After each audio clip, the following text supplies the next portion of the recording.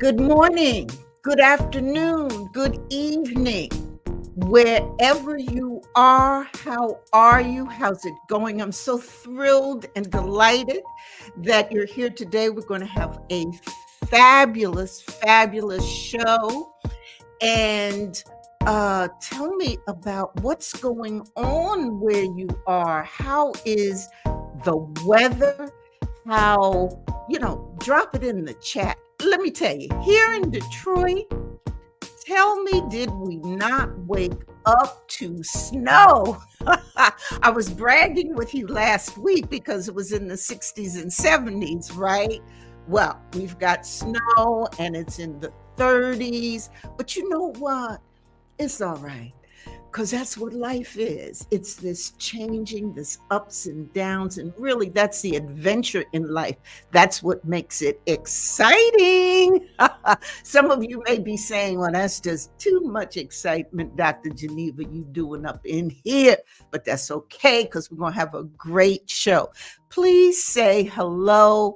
Let me know where you're calling in from. Oh, I see folk coming in. How's everyone? Let me know what the weather is like, and make sure that if you have any questions or comments as we go through today's show, that you'll drop them in the chat. And for those of you out there, hello, who are members of Extraordinary Women Influencers, I am so delighted that you're here and glad to see you. And for any of you who do, in fact, want to join my community, love it. Good morning, Dr. Pierre. It's so good to see you in Dallas. Now, are you telling me, in fact, that I know what it is in Dallas? It's probably 70, 80 degrees up in there. That's okay. Because so listen, want everyone to say hello, make sure that we know where you're coming from. Oh, okay. Low 70s, bipolar weather. It was chilly yesterday. Yes, it just keeps going back and forth, doesn't it? Good morning, Dolores Sturdivant. How are you? Oh, thank you very much. We're getting ready to get started here with our show. I'm delighted. Now let me just get my technology straight over here, and I think I got it. And let's get going. And so, for those of you who are just joining in with us, picture this: a world where every woman stands tall, secure in her financial future, fearlessly pursuing her dreams without the weight of monetary worries holding her back. Today, we're on a transformative journey to rewrite the rules of financial empowerment for women, shattering the myths and breaking free from the fears and uncertainties that often hold us back. For those of you I haven't met yet, I'm Dr. Geneva, leadership expert, award-winning nonprofit leader on a mission to empower people to lead with greater impact. And today, we're going to explore the common misconceptions and outdated beliefs that have long kept women from reaching their full financial potential. By confronting these myths head on, we're going to pave the way for some new financial confidence and autonomy. Now, today we're going to talk about some practical, actionable strategies that can empower you to protect your assets, grow your wealth, and enrich your life in ways perhaps you never thought possible. And this conversation is more than just about numbers and bank accounts. It's really about claiming your right to financial freedom and security. And I wanted to explore and get into this topic now during Women's History Month so that we can recognize that every step you take towards mastering your finances is a powerful statement of your autonomy and a resounding triumph over the limitations of what may have happened in the past. So, in celebration of Women's History Month, coming together and sharing our wisdom and supporting one another, we're really sparking a movement of women who are fearlessly rewriting the rules of their financial lives. And I can't be talking about this subject solo. I am so thrilled to have a remarkable guest who will join us, a friend, a stranger to almost no one, who has been really at the forefront of uh, things that happen financially, an author, a speaker, just an extraordinary woman. And let's welcome her.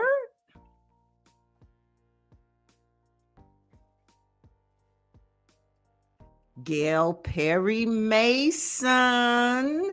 I love it. She is here with us. How are you? Good morning, girl. We got the energy this morning, don't we? I know we got I the know. energy, and I'm also working with this technology, but we're going to do it. I know. And I'm so glad. I am glad I have somebody young sitting with me so I can just say, hey, Good. wait, hold up. I need some help. So, and it just happens to be that way today. But That's right. normally I understand. But guess what? That's just a myth.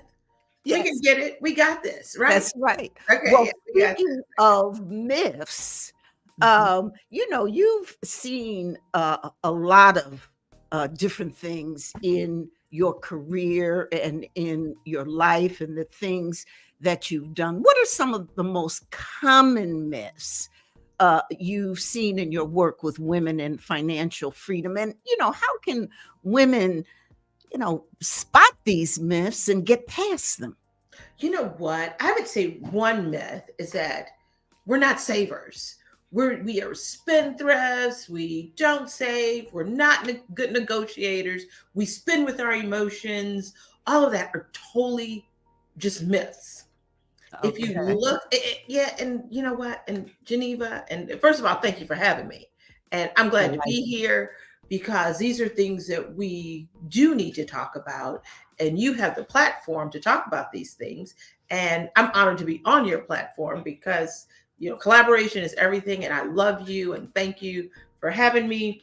And we have to talk about this subject today, and especially during Women's History Month, because we don't want our money to be history. I'll That's put it right. that way. We do not want our money to be history. So, but they're myths that they say, okay, we're not good negotiators. No, the way that people negotiate with us is so different than they negotiate with men. Like, Mhm, the expectations of us, we have to prove ourselves. And they look at mhm. men saying, oh, this is the promise that they have. And I have nothing, I'm a mother of 3 sons. I love men. I love everything. And all of my men in my life have promise. They do. But people don't look at us at our promise. They look at us at, you got to prove yourself. You got to do this. You got to do Uh-huh. this. And we don't spend with, if you look at statistics, we're better investors. So this is Ah, statistics. We're better investors. We're better okay. savers. And most women look at statistics. The first thing we do, we're the best homeowners. All this home ownership buying, please look at all you gotta do is stats speak for themselves. Numbers don't lie. There's women. We're the Okay. ones who are buying. And so we are the ones who are buying the homes, and that's the way to create wealth. So this is Mhm. what we are doing. And I don't know, Geneva, have you heard of the Housewife Leagues of Detroit? Have you heard about them? No, no. Our magazine did this article. Okay. The 1930s group of women got Okay. together. Guess what they taught? Financial literacy. Mhm.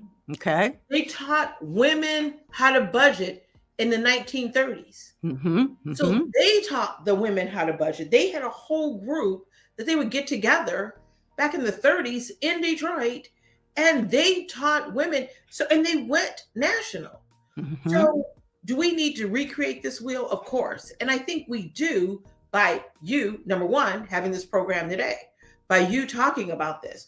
We need to recreate the housewife leagues of Detroit. Mm-hmm. So Mm-hmm. they ended up just lasting until like the late 60s or early Mm-hmm. 70s. But our magazine did a great article on them. Okay. Yeah, for I'll women. definitely, I want to check that out. So these myths that Mhm. we don't invest, that's not true. Not at all. Yes. The myth about we're too emotional about money, Yes. not true. Not true. Not true. You We know, it's spend, they say we spend with our emotions. uh-huh. And, and I look at, men, and I'm not saying this, so please, don't take this the wrong way, because of course, love my men. But when it comes to, and I'm not gonna say midlife crisis or whatever, but men, first thing what's the first thing men are gonna go do? What car are they gonna buy? Corvette, this, that. You're talking about spending with emotions. I see so many men out here, Mhm. looking with emotion. I'm like, can you even get out of that car? Like, you're looking at it like, wait a minute, hold up. So, but this isn't men versus women. This is pro women, is what we're talking Yes. about. It's Well, looking at our myths that people think. I mean, they're just myths, and numbers speak for themselves. okay. So we do have to look at, about negotiating bad salaries. They think, oh, the reason why the wage gap is so different is because we don't know how to negotiate. So that is a myth. Oh, yes, That's that's just right. totally a myth. And this Okay. happens, with the employer, with everyone. We do not get paid the same no matter what. So Mhm. there's no way we have to negotiate with other women. We have to put women in those seats that we negotiate with. So Mhm. we have to Mhm. put the women in those seats. Women You know, empower and elevate them. it's interesting. Yes, um, we just released the Michigan Women's Commission, which I chair here in Michigan. We just released a report about women in the labor force, participation, earnings, education, the whole bit.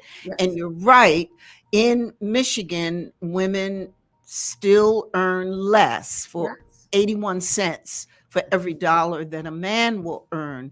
But it's not about because women can't negotiate good enough to get the salary. As you're right, it has to do with gender bias and the inequities in the system, etc.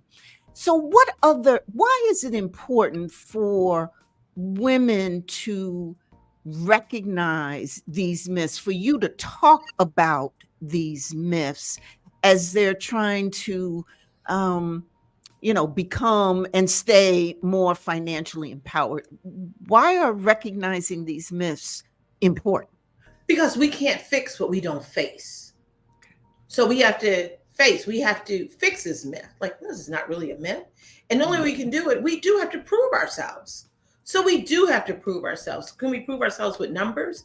Yes, because we actually do more with less. And Okay. we know how to. Tell me a little bit more about that. How do we do So more with we, less? because we make less, like you just said, in Michigan. Yes, 81 cents, come on, compared to other people. And then for African American women, it's even less than that. that's right. That's right. So if you look at the thing, so as women as a whole, we make less than men, Mhm. and we're taking care of the family. We're sending our kids to college. We are balancing the budget. Food inflation, come on. We have to buy more food with less money. So we have to figure out ways to do this. So we are more creative.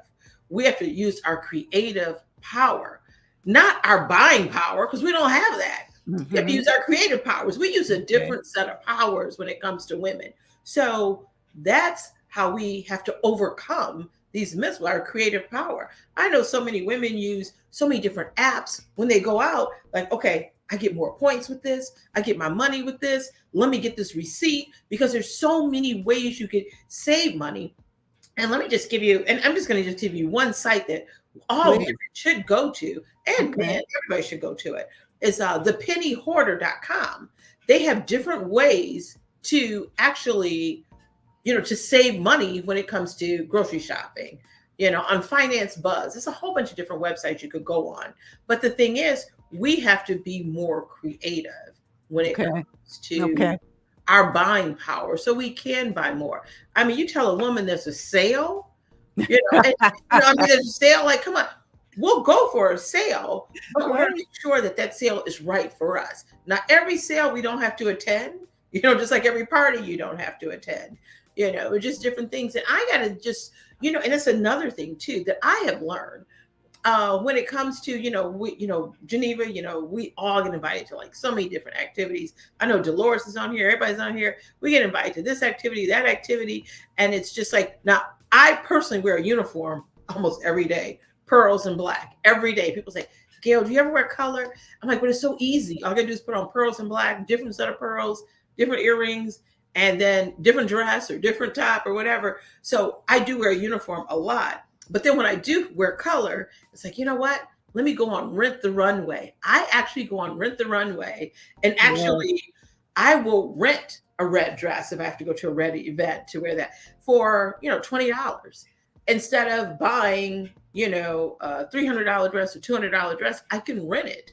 And then, Mhm. then I'll turn around. It's like, okay, now tell my accountant I had to get this for this function. Can I write it off? What can I do? I'll spend $20 on a dress. You can rent the shoes too.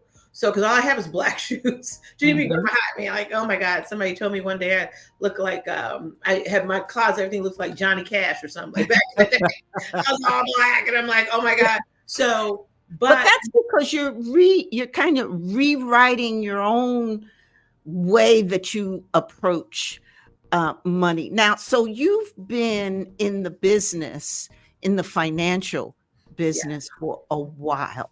Tell us a little bit about your background and what rules that you faced that you rewrote. So give So us, I had to give our rewrite listening one audience, rule. for those of them who may not Okay. know your extensive background, Okay. share that with us, and So, then so my rules that I just wrote I wrote the whole book of rules when it comes to being in the financial industry, especially as an African American woman. So, but this was so many years ago. I was in my 20s. And so I was in my 20s, and of course, I didn't know anything on a brokerage firm at all. And I tell the story all the time about, I had my son when I was like 21 years old, and I needed a job, and I was in college still. So I was like, okay, I got to have a job, during the day, go to school at night. What can I do? And so I sent my resume out, and a brokerage firm called me, and all I know, I was broke. Brokerage firm. And I was like, okay, God, thank you for allowing me, because that's all I knew. But I didn't even know what a brokerage firm did. So, Geneva, let me tell you. So here I am, just sitting at the front desk, greeting everybody as a receptionist, like, hey, how are you? Telling everyone, asking them what did they want? How could I help them? But nobody looked like me. And there were no women coming in the door to invest money. And I'm like, wait a minute, where's all the women? Finally, a woman came in, and I talked to her, and she just said, look, I'm just going to make it. So I could finally just relate to another woman. She was a younger woman. And I said, what are you going to do? She said, I got divorced. I'm going to invest my money, and I'm just going to live off for the rest of my life. I'm like, oh my God, that's what people do. They work, they get their money, and then they make it work for them. I was like, oh, that's the concept. Success leaves clues.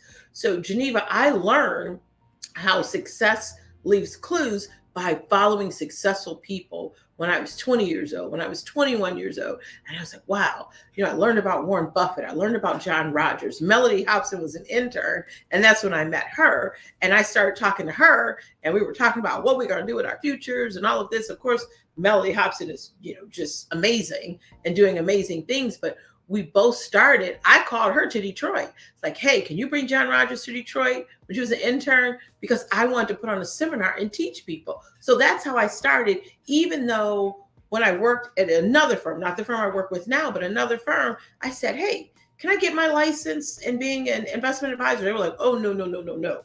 Gail, you're a single mother. You're African American. No, no, no, no, no, no, no. We cannot. I actually copied somebody's book, Geneva, on how to become an investment advisor, the Series 7 license. I Xeroxed the books, did not know I was not supposed to. Picked up my son from daycare, Xeroxed them, and I ended up telling him I'll take the test. Do you know a woman who sat next to me, who was also a secretary, she said, Gail, I'm going to pay for your books. And Mhm, and mhm. she paid for me to take the test. And I'm forever grateful for her. And after that, and it was, I didn't have $75 to pay because I was paying for daycare, helping my mom out, helping everybody out, and I didn't have enough money. So paid for the test, took the test. After I took the test, passed it, and I was like, oh, just licensed secretary. So I Right. ended up Okay. staying at this hotel where you had your amazing seminar. I ended up, Geneva, on a $350 budget is what they charged me, St. Regis Hotel, for cookies and water. And I had Mhm, the room packed and filled with people wanting to learn how to invest back in mhm, the day mhm. after I passed my Back in the day, and then you still draw those kinds of crowds, This was at and 20. and and what is the kind of, what are people saying to you in terms of, changing the way they look at this financial empowerment? What advice are they asking for? You know what? People just want, everybody is teachable. Everybody really just wants to learn. And you know Mhm, what, Geneva? I'm learning every single day. I'm learning every day. Every day, I actually wake up at 4:30 and I learn what the futures are doing. I learn, what the market's doing. I always say success leaves clues. I'm looking at what Warren Buffett is buying every day. I look at what he's doing. And mhm, I follow, the John Rogers of the world, the Melody Hobsons of the world, everyone. And I reach out to them and I actually learn from them. And then the empowerment I get from them, I pass it on. I pass it on not okay, only to the next generation, I pass it on to, I talk to my clients. I touch 10 people a day is what I do. I have a touch 10 people a day rule. And I touch 10 okay, people a day. I tell them I love them.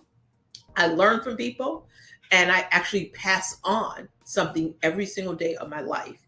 What mhm, I mhm, learned and what I did, because I didn't understand, like back in the day, that I needed money to actually host seminars, do this, do this, do this. So, Geneva, I learned how to wait tables at a bar. And I don't even remember the mhm, red parrot bar back in the day. I learned how to wait tables for 2 weeks just to learn tips because I wanted to put on a seminar to teach people. mhm. So I didn't have any money and I earned tips, dollar bills, quarters, made it rain, the whole deal. When I went down to St. Regis Hotel, I was going down there like, here's, let me count this. This is $1 here, these 4 quarters. This is this. It took me almost an hour just to pay for this $350.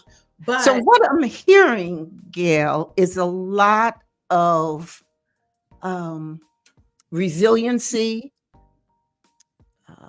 learning from others, um, probably putting financial, how money works at the top of a learning list so yes, that you're actually reading and learning. What other um, practical things can women do, particularly women who are in their midlife? Because sometimes when we're in this middle phase of our life, we're, confused and there's a lot of uncertainty and we're kind of afraid or certainly unsure of what's going to be next in terms of our finances. We want to make sure that we have enough money to yes, live out our lives. And yes. then we're also going through enormous changes, physical changes, social changes, maybe career changes. So a lot's going on.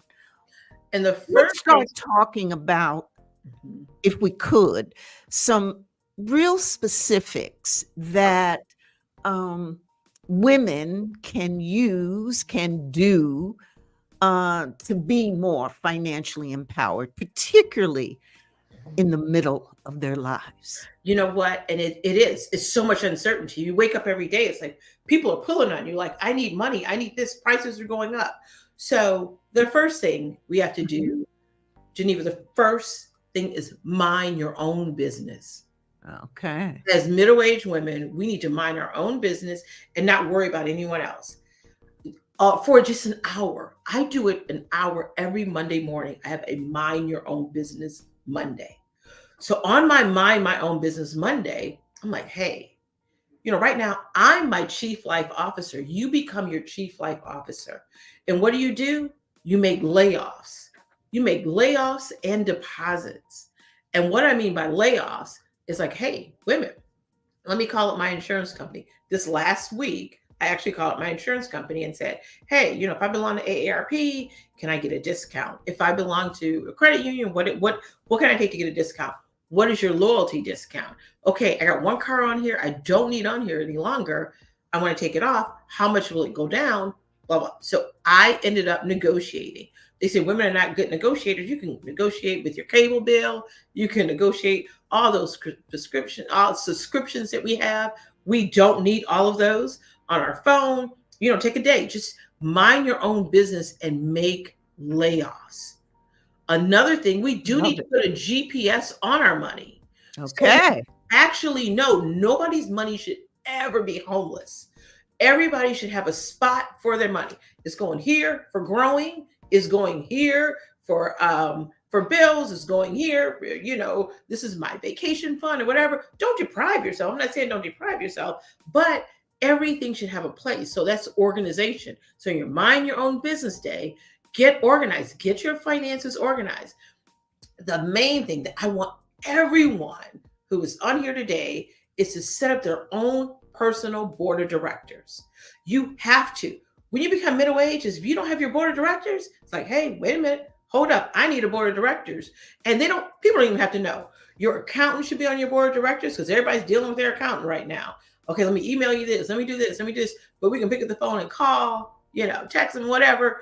You need also an insurance person. You need an accountant. You need somebody spiritually. Heck, you need what you do every week. Your emails every day are part of my board of directors. I read those every single day. Geneva, you're on my board of directors. I don't know if you knew it, but you're on my board of directors. Okay. But we look at, we need someone to say, hey, I need a mentor. You're never too old for a mentor. People say, oh, mentors are just, no, success leaves clues. And I actually look at, those are successful people. Some are younger, some are older, but we all need someone to look at that inspires us. We don't, there's no competition. That's one myth people think there's competition. No. We need that. So on your board of directors, an accountant, and especially an attorney, I can't say on your mind your own business day, do your estate planning. If you don't do your estate planning, the state will plan it for you, let me tell you. And you do not want that to happen. So look at your beneficiaries, two different things. Another thing, every day, which is such a great thing to do. The only way, and I use this as, words are powerful and our actions are powerful. So I have a jar, and in my jar, I make deposits of change. We have all this change in the bottom of my purse and all this stuff. I take the change and I put it in a jar. We used to do that back in the day all the time. But I take the change and put it in a jar, and I have written on the jar, life. Life means living in financial freedom every day. If I deposit something every day into that jar, I make more deposits than withdrawals in life. And I deposit into others. Like I said, I make my 10 calls a day, whether they're love calls to say, I love you, I appreciate you, whatever. I make those deposits also. So I make more deposits than withdrawals. So I could personally never be in the negative. So I say that's another habit we need to get into, is making deposits, whether it's into your account, whether it's into a jar, whether it's there, but we can, the only way we're going to bring change is to change our mindset and to change that. And also we need somebody spiritually, physically, because now we do have to, as we middle age, it's the worst thing in the world. In Geneva, I'm going to say this, I'm always on this journey to lose weight. Now my son's getting married this year, so I'm trying to lose I got like 18 more pounds to go, but I'm trying to lose weight. But I work out all the time with my son. So, but the worst thing in the world, Geneva, I'm gonna tell you, is to be fat and broke.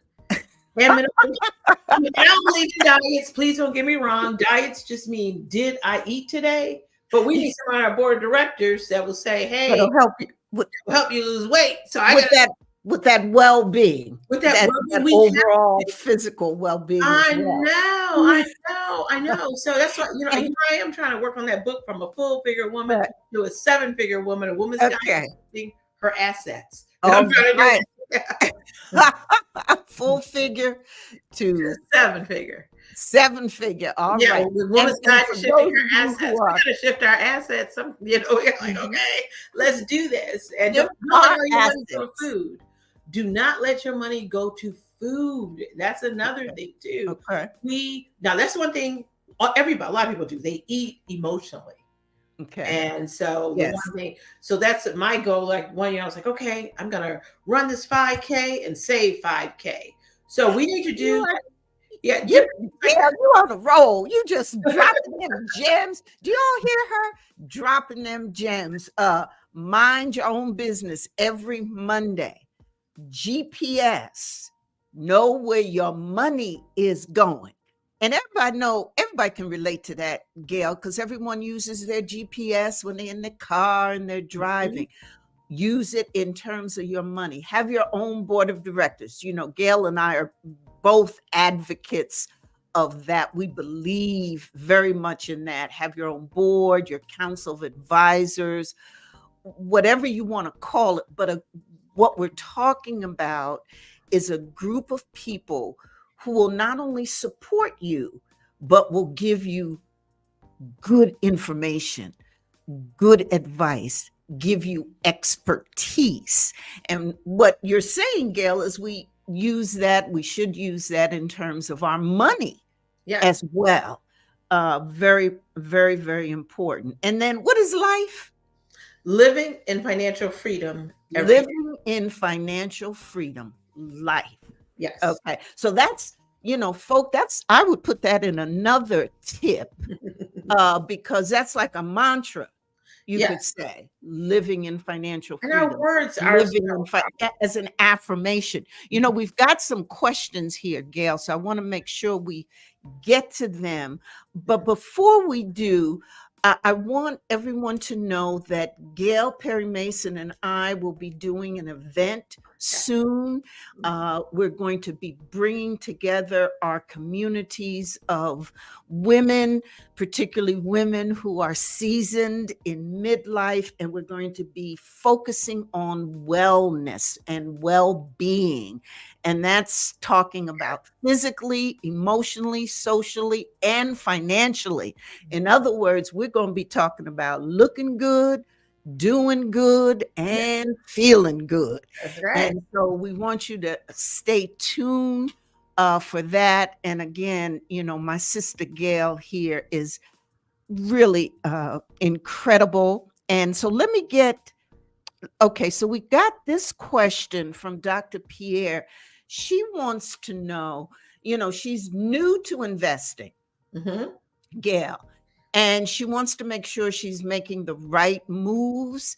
And she's looked at financial shows and reading um, about from gurus like yourself. What guides she's asking, what guides can I use to learn the basics of what to do when? So if you're just starting to invest, which is a great question. So, and everybody is different. So it's like where you are in your life, what are you looking for, your risk tolerance. I would encourage you to even interview like three people if you want to. Talk to them and say, hey, can you help me with my finances? But actually talk to somebody so you could get somebody on your team. And it doesn't cost anyone it doesn't cost you a dime just to call up someone and say, hey, can I talk to you about my finances at this firm, this firm, this firm?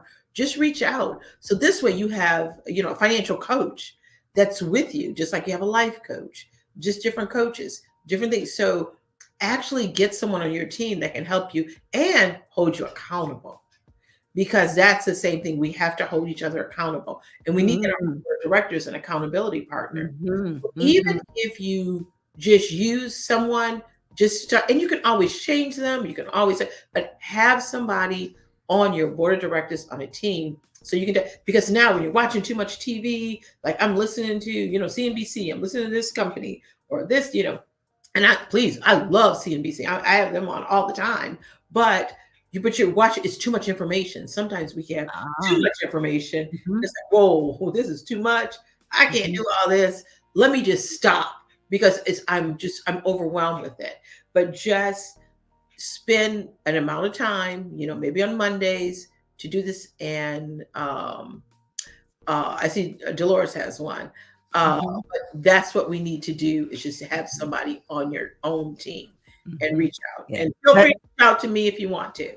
Also, and, I think the point also thank you for that, Gail. I think the point also that Dolores is making is one of the things that you do is put out there and ask those tough questions, and not everyone will do that. A lot of people sometimes women will shy away from talking about finances because they're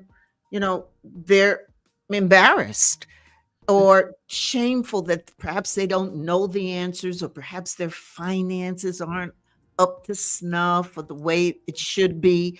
I know I went through that when my husband passed because now it was 100% totally on me.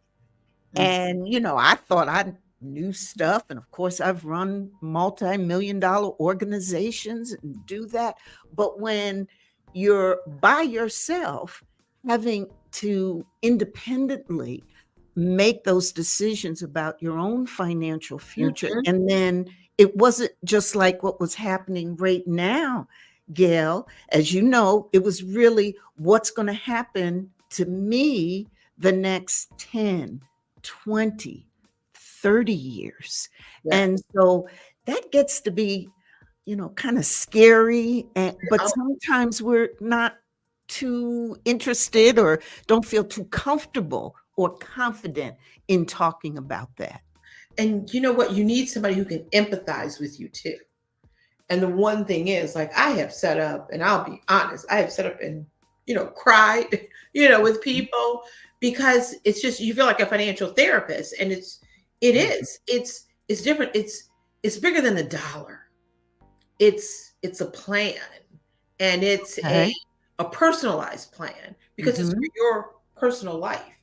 So it's bigger than just, okay, just investing this and this and buying this or doing whatever you're doing, with your money. It's more about having a plan, and what would we like to see as the end result? Can we make changes along the way? How can you have somebody to hold your hand through that?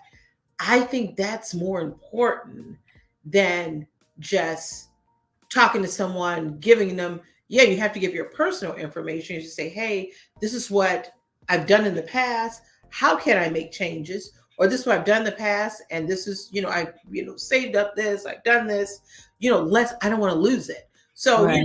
risk tolerance, this, all of these Mhm. different things. So everything, because and nobody's plan is the same. Mhm. Everybody is totally different. That's why Yeah. you need your own. That's why I say having a person on board of directors, having someone that can hold you accountable, but also hold your hand during Mhm. the process. And Right. saving is a process. Having a financial plan is a process, but it's a process that you have to do. And I have to personally say, I take pride in doing it, with love. I was in the office, and I, my office, all men, of course. And, and I love my office. I love the people I work with. I love everyone there. But it's mostly all men. It was just like, oh, Gail. And then so I just moved offices next to like men sitting on all the sides of me, of course. And then there's like, Gail, do you tell everyone you love them? And I'm like, yeah. They say, those are your clients? And I say, yep. I tell everyone. I say, when I hang up, I say, I love you. I'm proud of our progress. I love you. And let's be in this together. Because when you work with people for so many years, they actually become your family. And I get excited. If I help a young person, they finally go buy their home, I'm at that closing, it's like, hey, we bought this home. Like, I'm excited, like That's we did. right.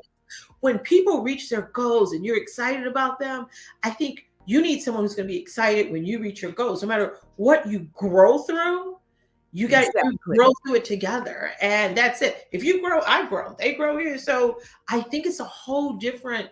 you have to look at it differently. We all are growing Mhm, together. mhm, and We're together.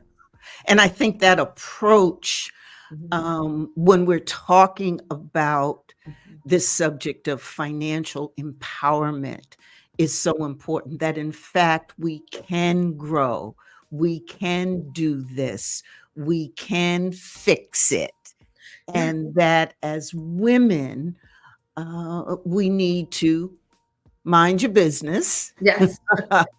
and make sure that we, are talking about it and focusing on it. And that's probably one of the biggest things that we can do, and as women, and that is make our finances a priority and not be scared of it. Yeah. So, I know we're winding down. If there, we've got lots of comments. People are really love the tips and the nuggets. I'd like to ask you, Gail, as a final question. What's your vision? What's your vision for a future where women confidently Mhm. rewrite the rules of their financial life? What's your vision? And give us one action. You've given us so many tips, Mhm. but if someone who's listening today, watching today, said, you know what? I heard Dr. Geneva and Gail Perry-Mason Mhm. talking about how to become empowered, and I can, in fact, rewrite the rules. What's the one action they would take or should take today? I think first action they should take is to actually take action and step outside their comfort zone. I always say, of course, success is on the other side of fear. It's take the fear out of it and realize there's to every problem, there's a solution. Everybody's solution is going to be different, but at least to start the process. So first thing is starting. Whether you call up someone, whether you go online to a site and hire a financial coach or do something to actually set up your own personal board of directors. Like start right this moment. Like when they get off the air, like you know what? Let me call this person and ask them for advice that I've been meaning to call. Stop procrastinating. Procrastination and distractions are things that hold us back. So to rewrite it, let's set aside the distractions for the day. Set aside our distractions and stop, going on the phone for this or looking at this, and then actually just take that first step. And that's the one thing. And it's always on the other side of Yeah. fear. So we have to take the fear out of it.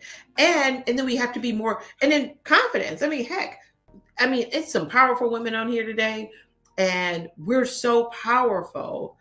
And sometimes we're prideful that we don't want to say, hey, I need help. First thing in the world, I will call up somebody in a minute and ask. When I'm asking for help, it's always for the kids. Dolores Mhm, knows you mhm, well. mhm, mhm. I'm So gonna ask for that help. That's right. That's right for your kids. because that's what actually brings me joy. So Yes. it definitely does bring me joy. But I had a group of young women that came to me and said, Gail, how can we help you? And I'm like, whoa, wait a minute, wait a minute. So I was like, you know what? Instead of saying that, I was like, no, how can I help you? Then I was like, wait a minute. I do need their help with different things. I do need Mhm, help. I'm like, okay, I mhm, gotta be open for help too. mhm. So, and I think less distractions and less I Okay. have to be everywhere all the time and have to be on point all the time. Mhm, We mhm. need more time to relax and more time to have conversations like you, Dr. Geneva, with you. We need more conversations like this. So I'm really looking forward to our collaboration when we do put on our, we're going to take a holistic approach Mhm. to doing things together for women. That's And, right. like that for us, by us, whatever you want to call it, it's going to definitely be about us, helping out each other and lifting each other up. And another thing, Jim, I want to say Mhm. that, this is what I do like every year, and I love doing this. And maybe Yeah. we collaborate too. Um, Yes. I always say women are, people always try to buy women different gifts and different things. I think experiences are better than buying Mhm. gifts and buying things Ah. from people. Okay. I think Yes, that's true. finances are Yeah. everything. So every year, I have a lot of women who, lost Yes. their parents or lost their children or whatever. So this year I'm trying to think of my big event of I'm going to do, and I'm going to do it again with a bra. Because all women, most women wear bras. So bra means, and that's my symbol for everything I Yes. do, is Mhm. we keep each other lifted. We stay Mhm. close to each other's heart. We never leave them hanging, and we support one another. Yeah. And that's I like, love, Gail, when you talk about the bra. It is just so perfect. And I was hoping you would bring that in, and it's so appropriate. And so, thank you so much for sharing your wisdom, dropping them nuggets that you do all the time. Love you. And I just really appreciate the things you've said, and especially the one thing that women can do today if they have any questions about their finances or want to feel more empowered, and that is do something. Do one thing.